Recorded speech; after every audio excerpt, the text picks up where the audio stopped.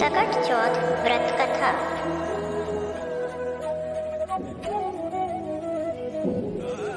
हिंदू धर्म में संकटी चतुर्थी सकट चौथ 29 जनवरी दिन सोमवार को है। इस साल सोमवार के दिन संकट चतुर्थी सकट चौथ का पड़ना बहुत ही शुभ माना जा रहा है। इस संकटी चतुर्थी सकट चौथ के पर्व पर महिलाएं अपने परिवार सुख और समृद्धि के लिए निर्जल व्रत रखेंगी और गणेश जी की पूजा भी करेंगी, जिससे उनके परिवार पर कभी भी किसी तरह से कोई परेशानी ना आए। यह दिन माघ महीने की कृष्ण पक्ष की चतुर्थी को गणेश चतुर्थी, तिलकुट चतुर्थी, संकटा तिलकुट चौथ के नाम से जाना जाता है। ये भी कहा जाता है कि इस व्रत को करने से घर में होने वाली सभी परेशानियों से मुक्ति मिल जाती है। इस साल सकट चौथ की तिथि 29 जनवरी 2024 को सुबह 6:10 बजे शुरू होगी और 30 जनवरी को 8:54 बजे तक रहेगी। सकट चौथ चंद्रोदय समय 8:40 का रहेगा। साथ ही कहा जाता है कि सकट चौथ को गणेश चतुर्थी, वक्रतुंडी चतुर्थी, माघी चौथ और तथा तिलकुट चौथ नामों से भी जाना जाता है। सकट चौथ व्रत सभी महिलाएं संतान की लंबी आयु और उनकी सफलता के लिए हर साल रखती हैं। सकट चौथ व्रत कथा। एक साहूकार और एक साहूकारनी थे। वह धर्म पुण्य को नहीं मानते थे, इस कारण उनके कोई बच्चा नहीं था।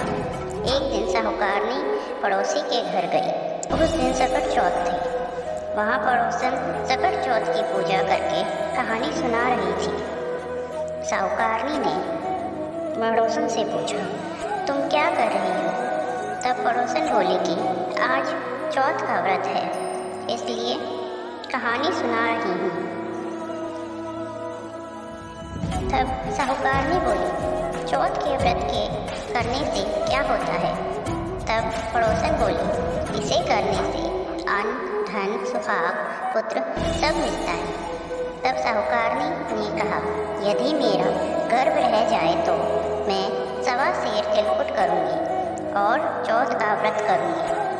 श्री गणेश भगवान की कृपा से साहूकारनी के गर्भ रह गया तो वह बोली, मेरा लड़का हो जाए तो 2.5 सेर तिलकुट करूँगी।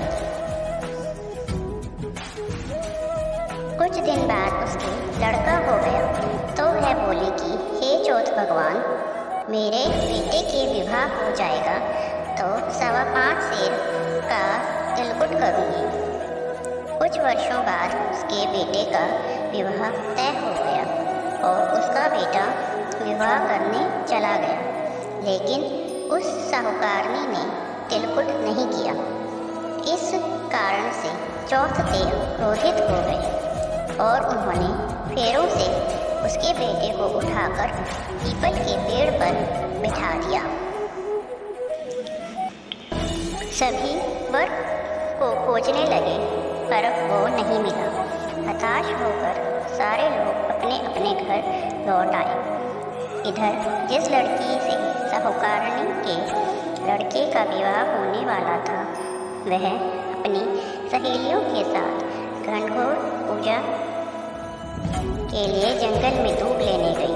तभी रास्ते में पीपल के पेड़ से आवाज़ आई, ओ मेरी अर्थ ब्याई। यह बात सुनकर लड़की डर गई और घर चली गई। उसके बाद वह धीरे धीरे सूख कर कांटा होने लगी। एक दिन लड़की की माँ ने कहा, मैं तुम्हें अच्छा खिलाती हूँ, अच्छा पहनाती हूँ, फिर भी तो सूखती जा रही है, ऐसा क्यों? तब लड़की अपनी माँ से बोली कि जब भी वह दूब लेने जंगल जाती है तो पीपल के पेड़ से एक आदमी बोलता है, ओ मेरी अर्ध ब्याही। उसने मेहंदी लगा रखी है और सेहरा भी बांध रखा है।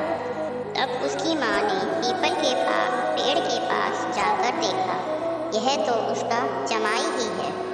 तब उसकी माँ ने जमाई से कहा, यहाँ क्यों बैठे हो? मेरी बेटी तो अर्ध ब्याही कर दी और अब क्या लोगे? साहूकारनी का बेटा बोला, मेरी माँ ने चौथ का तिलकुट बोला था, लेकिन किया नहीं। इससे चौथ माता ने नाराज होकर यहाँ बिठा दिया है। यह सुनकर उस लड़की की माँ साहूकारनी के घर गई और उससे पूछा कि तुमने सकट चौथ का कुछ बोला है क्या? तब साहूकारनी बोली, तिलकुट बोला था। उसके बाद साहूकारनी बोली, मेरा बेटा घर आ जाए तो 2.5 मन का तिलकुट करूँगी। इससे श्री गणेश भगवान प्रसन्न हो गए और उसके बेटे को फेरों में लाकर बिठा दिया। बेटे का विवाह धूमधाम से हो गया।